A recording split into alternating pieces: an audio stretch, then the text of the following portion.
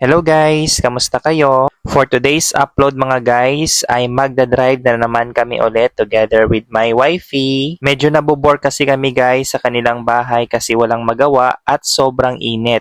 So we decided na lumabas muna at magpa-relax-relax.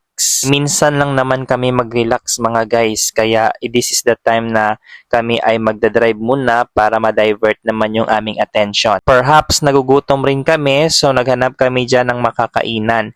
So nag-crave kami ng batchoy, so naghanap kami kung saan merong batchoy na binebenta. At bago pala ang lahat mga guys, if you are new in my channel, don't forget to subscribe at saka i-hit ang notification bell para updated ka sa mga videos na aking pinopost at saka pwede mo ring i-share if nagustuhan nyo tong video na to. And here we are now sa labas kung saan kami ay hahanap ng lilikuan kasi dito guys is makitid yung daan, so hahanap muna kami ng likuan. And yung kanilang sasakyan guys ba is so haba, so dapat need namin ng space. At ayun, may nakita na kaming lilikuan or space. So nakaliko na kami mga guys, ayan, at pupunta kami sa bayan kung saan hanap kami ng restaurant kung saan merong batchoy kasi nag-crave na talaga kaming kumain ng batchoy kahit mainit ang panahon. So yung batchoyan nila is hindi makikita dito sa kanilang bayan kundi sa kabila pa. Kaya medyo malayo-layo yung aming tatravelin. Sabi ng travelin. So medyo malawig-lawig ang aming travelon. O diba? So banding time muna. And si wifey muna nag-drive ng sasakyan kasi expert siya dito at syempre siya yung nagpalabas ng sasakyan doon sa makitid na pede road nila. Syempre hindi ko pa kabisado kung paano doon dumaan kasi baka magasgasan yung kanilang car. So syalan yung car. So ayan, at si wifey muna ang nagda-drive. So sabi niya kunan ko daw siya ng video at saka picture. Ayan. Sexy yarn. Si wifey kasi guys is fan of pictures and videos kasi tinitreasure niya talaga yung aming moments. And me naman guys is okay lang mapa-video o wala, okay lang sa akin, or mapa-picture, okay lang din kung wala.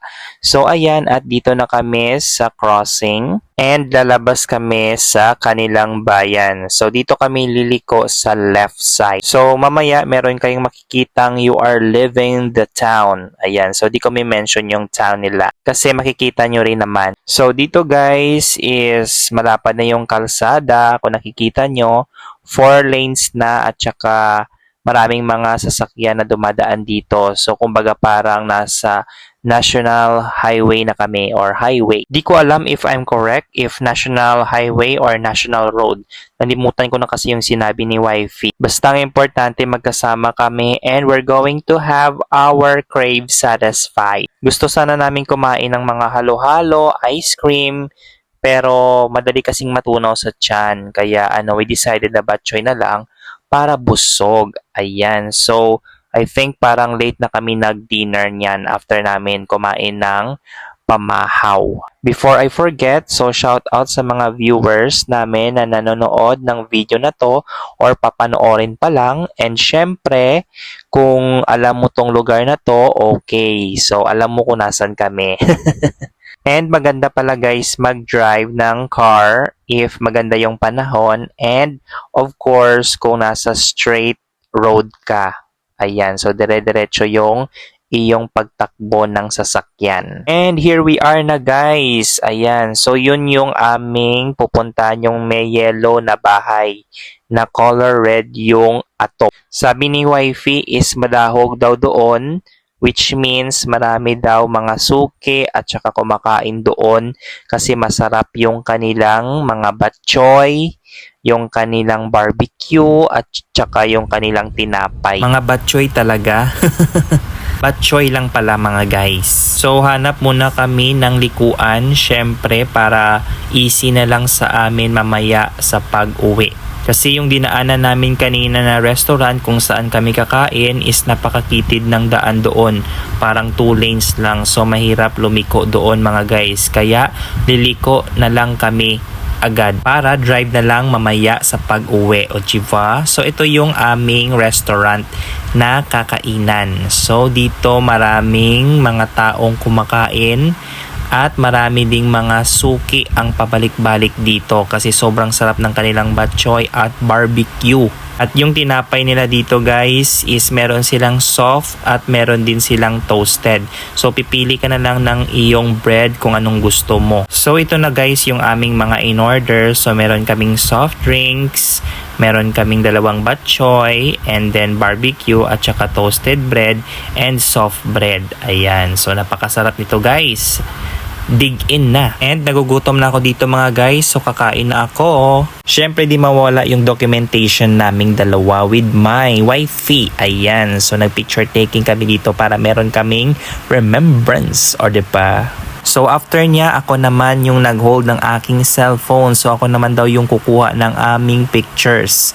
And after kong kumain, syempre inuuna ko yung sabaw. So nabitin ako sa sabaw. Nag-add ako ng soup para sa aking bok choy. So nabusog kami talaga guys. So after namin kumain, ayan, at bumili si Mrs. ng bok choy para sa kanyang family. So ipinagbalot namin. And ako na yung nag-take over sa driving. So ako naman yung magdadrive pa uwi mga guys. Siyempre para masanay naman tayo at ma-well use natin ang pagdala ng sasakyan para sa ulihi, hindi tayo pag-nervyusun ba. So ayan, at si Mrs. naman yung nagve-video sa akin. O diba, pati yung view.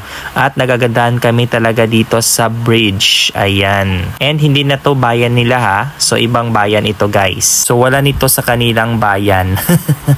Kasi maganda dito guys yung view. Ayan, tingnan nyo mga guys. Kitang-kita yung mga bukid. At syempre yung sun. And bago kami umuwi mga guys, we decided na mamalengke. So sabi ko kay wifey, ano daw ang aming dinner mamaya or later. So ang sabi niya, luluto na lang kami ng pinakbet. Kaso di ko na video yung aming pamamalengke. Ngayon mga guys ay pupunta kami sa kanilang bayan. So bayan naman nila yung pupuntahan natin. Ang maganda dito guys sa kanilang bayan is kahit hapon merong mga available na mga veggies at saka mga karne na gusto mong lutuin. Ayan. Doon kasi sa aming bayan, medyo sarado na yung tindahan namin doon kaya hindi ka makakabili. So dapat early kang bumili doon sa amin. Dito sa kanila kahit late, meron pa ring binibenta. So hindi ka talaga dito magugutom ba?